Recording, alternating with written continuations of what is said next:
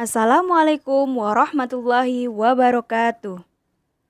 Kami dari kelompok 1 akan mempresentasikan hasil diskusi dari kelompok kami mengenai Islam dan disabilitas pada bab 9 dengan tajuk Belajar Sholat dengan Bisindo untuk Mahasiswa Tuli pada mata kuliah BK Inklusi yang diampu oleh Bapak Alvin Miftahul Khairi.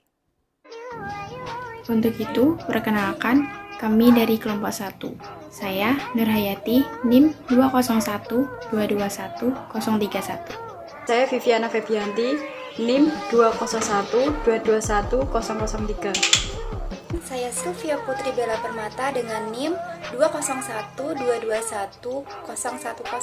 Saya Ginda Dea Agari, NIM 201221020.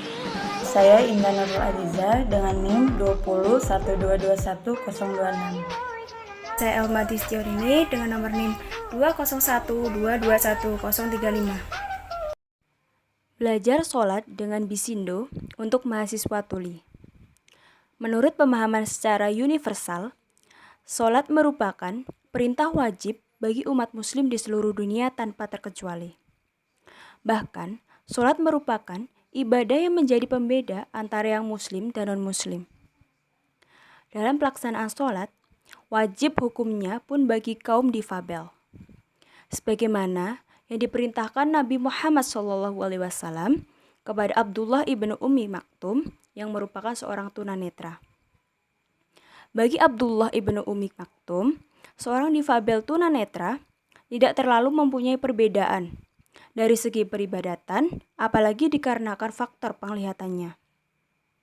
Padahal, dalam sebuah peribadatan tidak mewajibkan hanya melalui indera penglihatan dalam bekerjanya. Dan seorang penyandang disabilitas fisik sudah jelas mendapatkan keringanan atau rukhsah dalam melaksanakan sholat, mulai dari cara duduk hingga bentuk isyaratnya.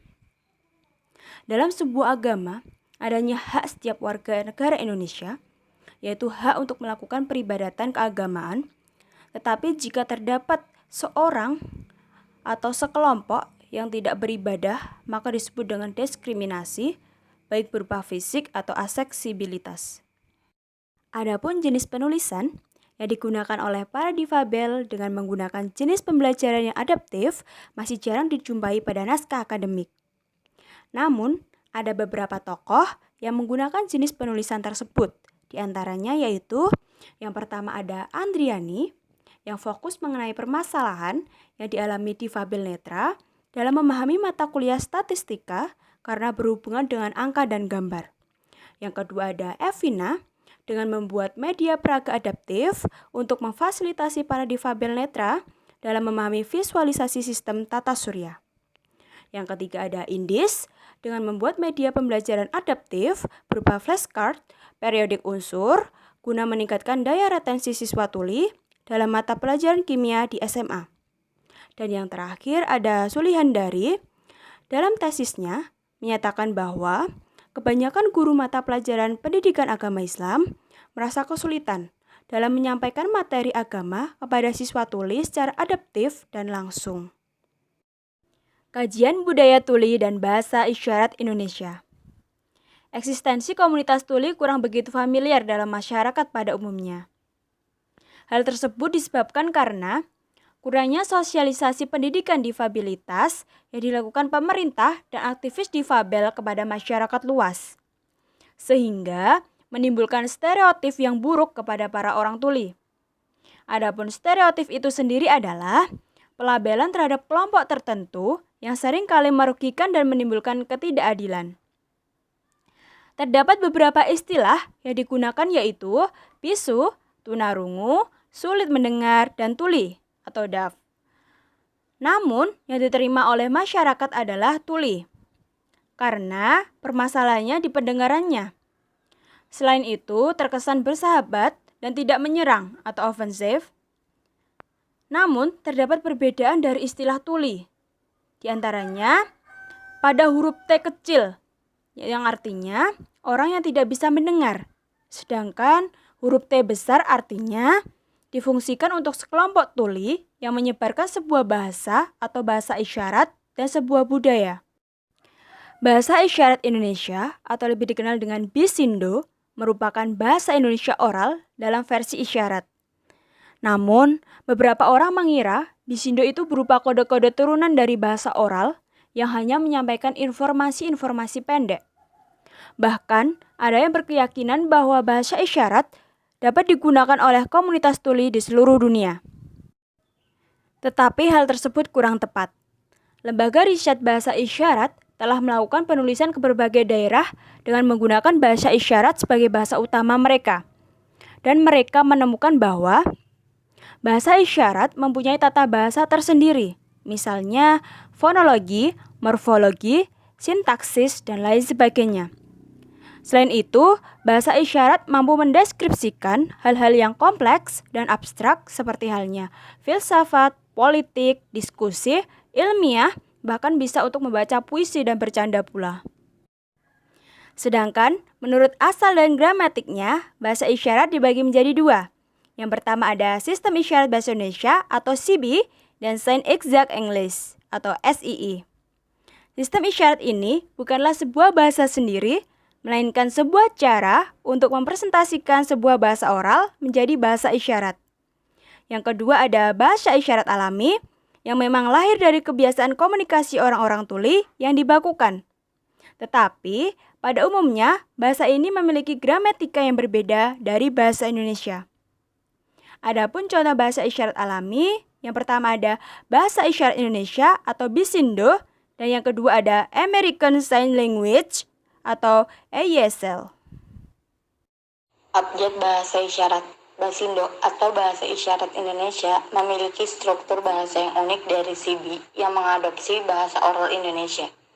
Struktur Basindo memiliki dua bagian utama, yaitu abjad dan susunan gramatika menjadi suatu kalimat yang unik.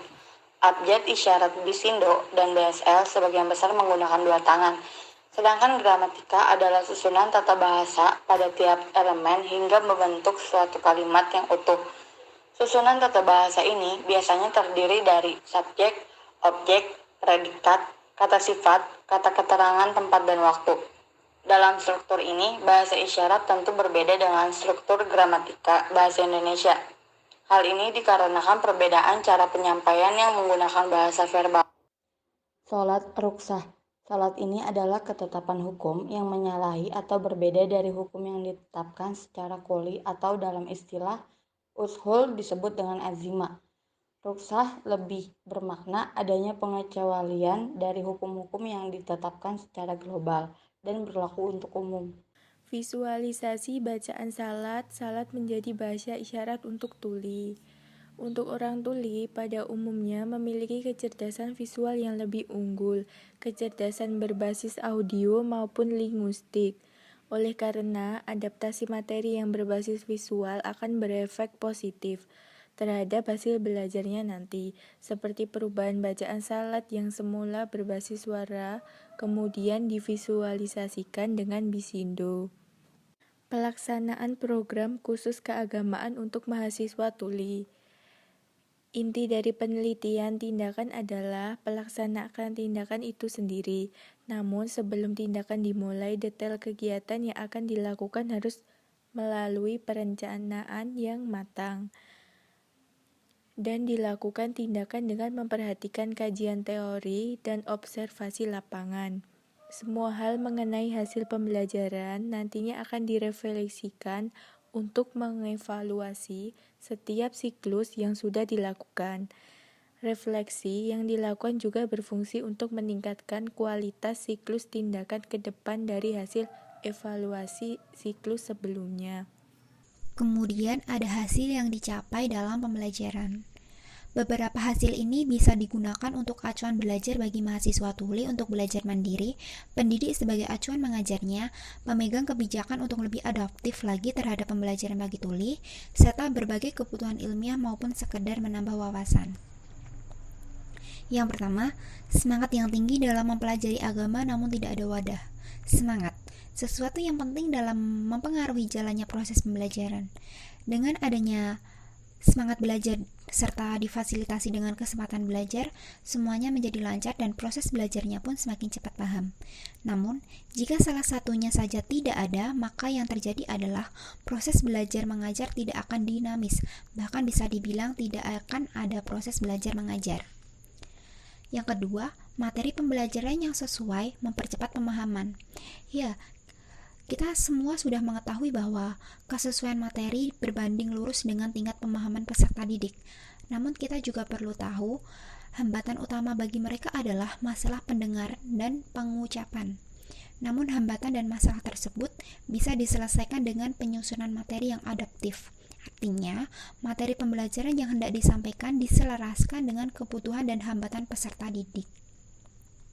Yang ketiga, penggunaan bahasa isyarat mempermudah tuli belajar. Seringkali dibahas dalam buku ini, mahasiswa tuli dalam berkomunikasi yang efektif adalah dengan bahasa isyarat. Saat pembelajaran disampaikan bukan menggunakan bahasa mereka, maka akan terjadi banyak kesalahpahaman yang mengakibatkan materi tidak tersampaikan dengan sempurna. Kelas dengan bahasa penyampaian utamanya menggunakan suara memang masih kurang adaptif terhadap mahasiswa tuli karena harus difasilitasi dengan juru bahasa isyarat. Jadi memang berbeda dampaknya antara pembelajaran tuli menggunakan bahasa isyarat yang memang bahasa mereka sehari-hari dan bahasa oral walaupun sudah ada juru bahasa isyarat. Yang keempat, materi visual dan praktik lebih mudah dipahami. Materi yang diajarkan cukup beragam dari penjelasan istilah, deskripsi syarat dan rukun sholat, praktek wudhu, praktek gerakan sholat, dan praktek bacaan sholat.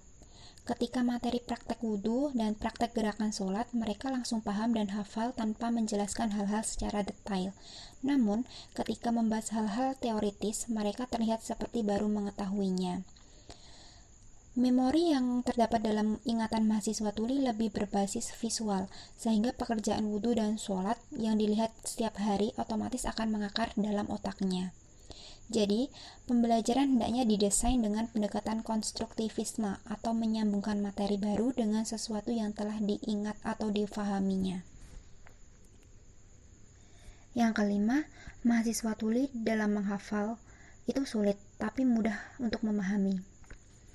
Seluruh tindakan yang dilakukan bisa diambil kesimpulan sederhana bahwa subjek lebih mudah memahami beberapa materi yang empiris dan kontekstual daripada menghafal bacaan dan doa-doa yang kurang kontekstual. Hal ini dikarenakan pembelajaran visual berpikir dengan cara menghubungkan materi dengan pengetahuan yang sudah pernah didapatkan daripada menghafalkannya. Selain itu, hal ini juga bisa menjadi masukan bagi para pendidik dan pembuat kebijakan bahwa peserta didik tuli yang merupakan pembelajaran visual akan lebih baik jika diberikan materi yang kontekstual dan butuh pemahaman daripada hanya menghafal saja, karena hafalan bagi mereka ada hal yang abstrak. Yang keenam, program keagamaan mempengaruhi tata cara sholat tuli. Untuk hal-hal empiris seperti persiapan sholat, sebelum sholat, wudhu, maupun gerakan dalam sholat memang bisa diamati dengan mudah, namun untuk perihal bacaan sholat sulit untuk bisa dikatakan berpengaruh terhadap tata cara sholat mahasiswa tuli sehari-hari. Observasi secara langsung memang tidak bisa dilakukan, sebab bacaan sholat yang dipraktikkan dilakukan di dalam pikiran dan tidak bisa diamati secara empiris. Walaupun hal ini tidak bisa dibuktikan secara langsung, namun penulisan ini bisa mempengaruhi praktik ibadah sholat dari subjek. Hal ini membuat subjek lebih semangat dalam menjalankan sholat karena mengetahui tata caranya secara lengkap dan sempurna. Program yang ketujuh, program keagamaan untuk tuli yang menjadi program rutin PLD. Program keagamaan untuk tuli akan menjadi program rutin yang dijalankan di PLD dengan berbagai tema keagamaan. Hal itu memang direalisasikan. Program diawali dengan 4 kali pertemuan dalam 4 siklus fokus membahas materi sholat. Setelah itu dilaksanakan 2 pertemuan setelahnya membahas materi tentang puasa Ramadan. Baiklah, sekian presentasi dari kelompok kami mengenai Islam dan disabilitas dengan tajuk Belajar Sholat dengan Bisindo untuk Mahasiswa Tuli. Apabila ada perkataan yang kurang berkenan di hati Bapak dan teman-teman sekalian, kami mohon maaf. Akhirun kata, wabillahi taufiq wal hidayah, wassalamualaikum warahmatullahi wabarakatuh. Terima kasih.